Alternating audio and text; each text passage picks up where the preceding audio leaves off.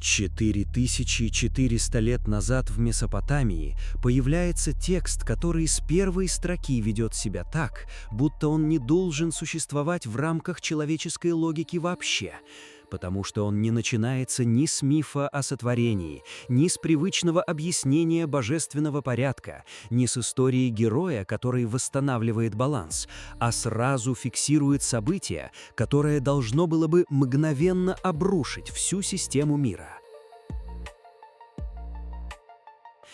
Бог бури исчезает из доступной реальности и оказывается заперт в подземном мире Курия, зоне абсолютной остановки, где нет движения, нет возврата и нет изменения. И уже в этот момент возникает первый разлом, потому что если исчезает сила, отвечающая за дождь и урожай, цивилизация должна остановиться почти мгновенно. Но текст продолжает описывать мир так, будто он не заметил катастрофу. И это создает невозможный эффект нормальности внутри глобального сбоя, как будто система просто проигнорировала потерю критического элемента. И дальше напряжение только растет, потому что другие боги, которые в обычной логике должны вмешаться и восстановить порядок, внезапно оказываются ограничены. Их влияние не проходит через границы Нижнего мира, как будто сама реальность разделена на закрытые зоны с разными правилами доступа. И тогда появляется вопрос, который никто не формулирует прямо, но он становится центром всей структуры. Если даже божественная сила не может изменить ситуацию, то кто вообще управляет происходящим? И почему система не разрушилась сразу?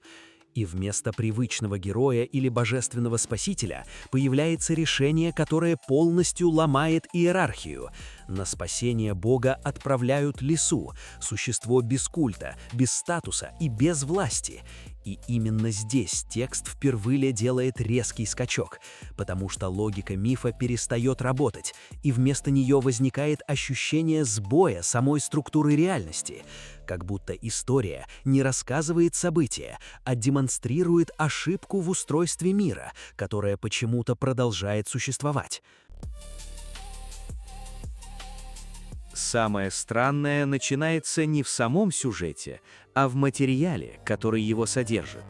Потому что в архивах, связанных с древними шумерскими текстами, существует фрагмент таблички Ни-12501, хранящийся в системе музейных коллекций, связанных с древней Месопотамией, включая собрания, подобные экспозициям в Instadub Archaeological Museums. И он ведет себя не как обычный мифологический текст, а как объект, который сопротивляется классификации. Будто он не принадлежит ни к гимнам, ни к административным записям, ни к классическим эпосам. И исследователь Сэмюэл Ноа Крамер фиксирует странное ощущение. Текст невозможно стабильно интерпретировать, потому что он словно выпадает из любой попытки собрать его в цельную систему. И чем больше его анализируют, тем менее устойчивым он становится.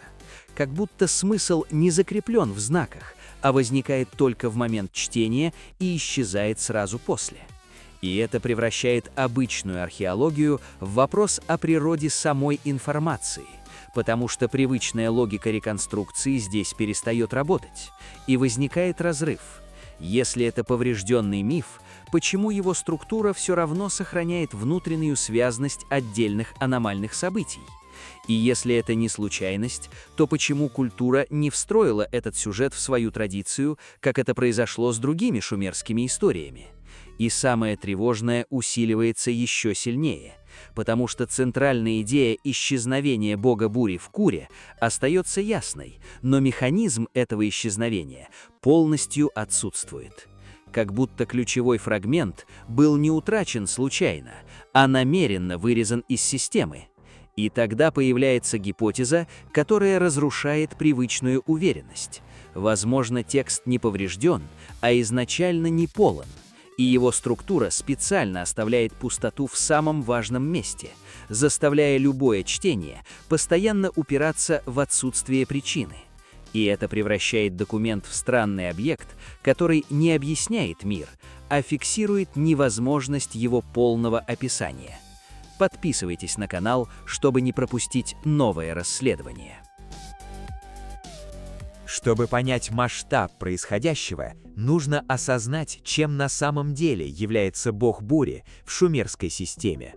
Потому что это не персонаж в привычном смысле, а функциональный узел всей цивилизации, где дождь, гроза и урожай не воспринимаются как природные процессы, а считаются прямым действием божества, обеспечивающего саму возможность существования городов, полей и каналов. И если этот элемент исчезает, система должна не просто ухудшиться, а перейти в состояние мгновенного коллапса. Но текст фиксирует совершенно иную картину. Мир продолжает функционировать, хотя и в деградированном режиме. Как будто реальность не разрушилась, а перешла в состояние неисправной, но все еще активной системы. И это создает тревожный эффект замедленной катастрофы, где последствия растянуты во времени и не имеют четкой точки начала. И еще более странным становится тот факт, что другие боги не предпринимают действий. Не потому, что они проигрывают, а потому что сама возможность вмешательства исчезает. Как будто сила больше не гарантирует результата и перестает быть инструментом изменения мира. И тогда текст начинает напоминать не миф, а технический журнал сбоя, где фиксируются последствия без объяснения причин. И именно в этом состоянии появляется лиса, как единственный действующий элемент, не принадлежащий системе. И это создает фундаментальный разрыв. Если система не реагирует на силу вообще, почему она должна реагировать на существо, которое не обладает никакой силой? И этот вопрос остается без ответа, потому что лиса вводится не как персонаж, а как факт нарушения логики доступа внутри мира, где правила перестают гарантировать предсказуемость. И именно с этого момента структура истории начинает вести себя как система, которая больше не объясняет себя изнутри. С исчезновением бога бури мир начинает разрушаться, но не мгновенно, а как будто по частям. И текст фиксирует это холодно и механически. Прекращаются дожди, пересыхают каналы, почва теряет плодородие, города начинают терять основу существования. Но все это описывается не как катастрофа, а как естественное следствие отсутствия одного элемента. И это делает происходящее еще более жутким, потому что мир ведет себя как система, из которой вынули критическую деталь, но которая продолжает функционировать в деградированном режиме. И здесь появляется новая аномалия – отсутствие вмешательства богов. Не как неудача, а как невозможность действия вообще. Будто границы реальности стали абсолютными даже для тех, кто ее создал. И тогда появляется лиса. И ее появление не сопровождается объяснением, она просто становится единственной возможной действующей элементом внутри системы, которая больше не реагирует на силу. И возникает ключевой разрыв. Если даже боги не могут войти в Кура, как туда вообще может попасть существо без власти? И этот вопрос не получает ответа. Он просто повисает, создавая напряжение, потому что лиса уже внутри логики, которая не должна ее допускать. И это означает, что сама система начинает давать сбои на уровне правил доступа. Кур в шумерской традиции – это не ад и не наказание, а конечная граница существования, где прекращается любое изменение, и даже боги теряют там силу. Но в этой истории возникает ключевой разрыв, потому что Ишкур не проходит через процесс попадания туда, он просто фиксируется внутри как факт. И это означает, что система допускает состояние абсолютной изоляции без механизма возврата. И именно это ломает всю логику пантеона. Потому что если Бог может быть выключен без возможности восстановления, значит это уже не система управления, а набор ограниченных агентов с блокированными зонами доступа. И тогда возникает главный вопрос. Если даже боги не могут действовать внутри Кура, кто вообще может? И текст не дает ответа. Он вводит лису, И это лишение выглядит как нарушение всех правил, потому что существо без статуса становится единственным действующим элементом. И возникает радикальная гипотеза. Возможно, сила больше не имеет значения вообще. И реальность управляется не иерархией, а доступом и возможностью пересечения границ. И тогда лиса перестает быть персонажем и становится ключом к системе, которую никто не должен был обнаружить. И именно здесь история впервые перестает быть мифом и начинает выглядеть как описание механизма, который не должен был быть описан. И на этом моменте все только начинает разворачиваться дальше. Когда становится очевидно, что боги не могут вмешаться, текст фиксирует не драму, а полную остановку действия внутри самой системы. Будто реальность переключается в режим, где любые попытки силы просто не регистрируются. И это создает странную пустоту. Нет борьбы, нет сопротивления, есть только последствия, которые продолжают накапливаться без причины. И именно в этой пустоте появляется лиса, но ее путь в Кур не описан как путь вообще, потому что отсутствует сам механизм перехода между мирами. Как будто граница между живыми и мертвыми перестает быть пространством и становится просто состоянием доступа. И это уже первый тревожный сигнал, что физическая логика мифа больше не работает. И дальше происходит еще более странный сдвиг. Лиса оказывается внутри Кура, где ее должна немедленно остановить Эреш-Кигаль, правительница подземного мира. Но вместо мгновенного уничтожения возникает пауза.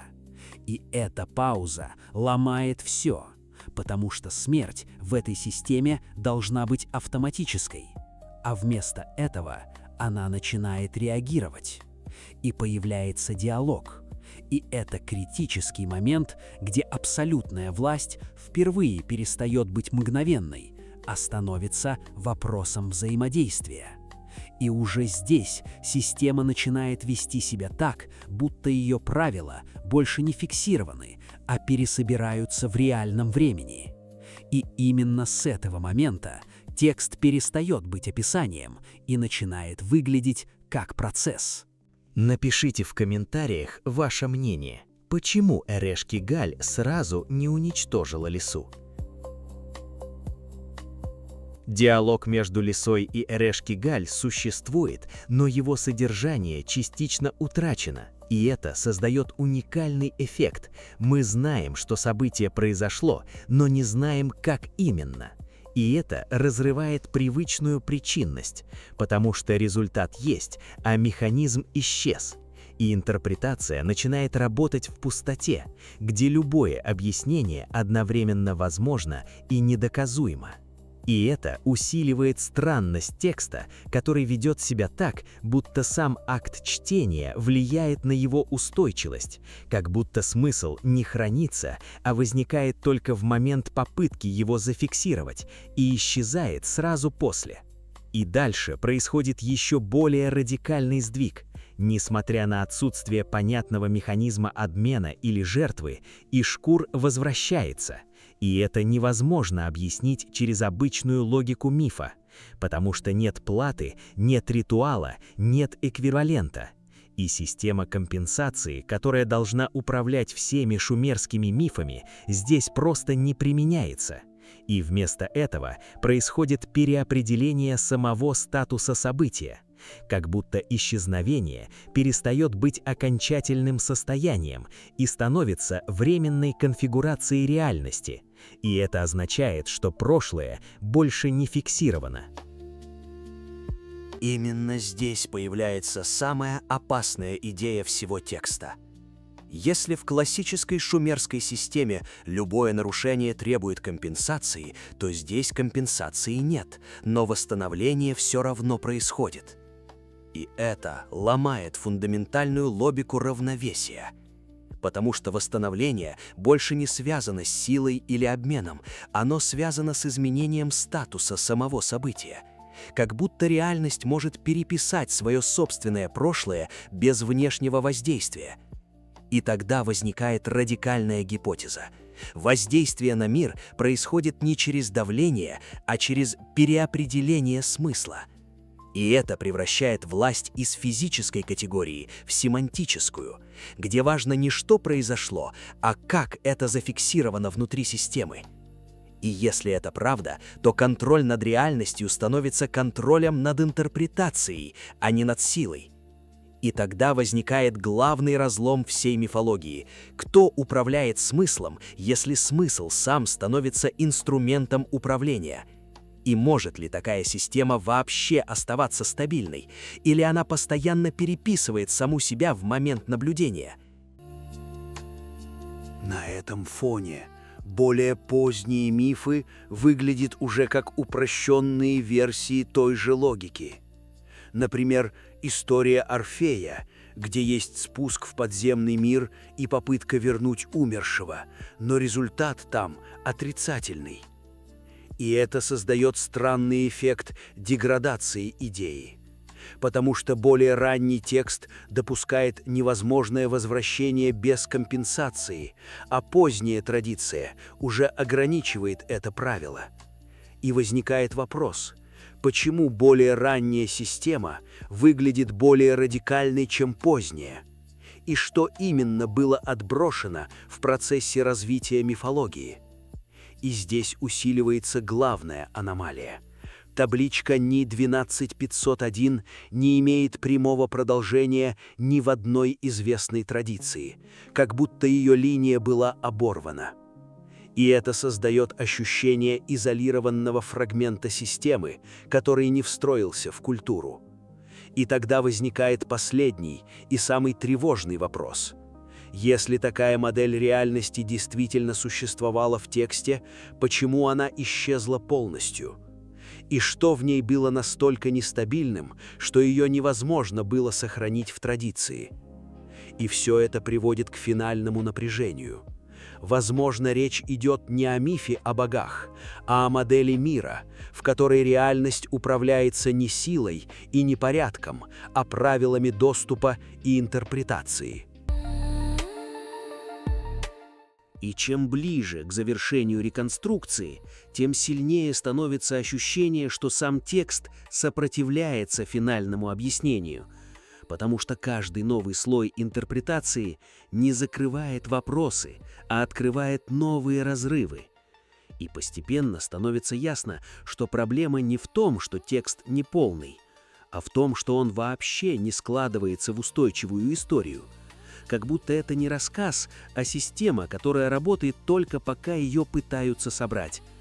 И именно здесь появляется финальный сдвиг. Если Бог может быть удален из мира без мгновенного разрушения системы, если боги не могут вмешиваться в собственную структуру, если границы реальности действуют даже на создателей, и если ключевые события не фиксируются полностью, то возникает радикальный вывод, который нигде прямо не сказан, но неизбежно следует из всей логики. Реальность управляется не силой, а доступом. И доступ этот определяется не иерархией, а возможностью изменения интерпретации. И тогда лиса перестает быть персонажем окончательно и становится функцией, демонстрирующей существование обходного механизма внутри системы, где смысл важнее действия, а описание важнее события. И именно поэтому история не продолжилась в традиции, потому что она фиксирует не миф, а опасную идею, что сам порядок мира может быть пересобран через изменение того, как он описан. И тогда остается единственный вопрос, который текст оставляет открытым намеренно или случайно. Если реальность можно переписать через интерпретацию, существует ли вообще финальная версия мира?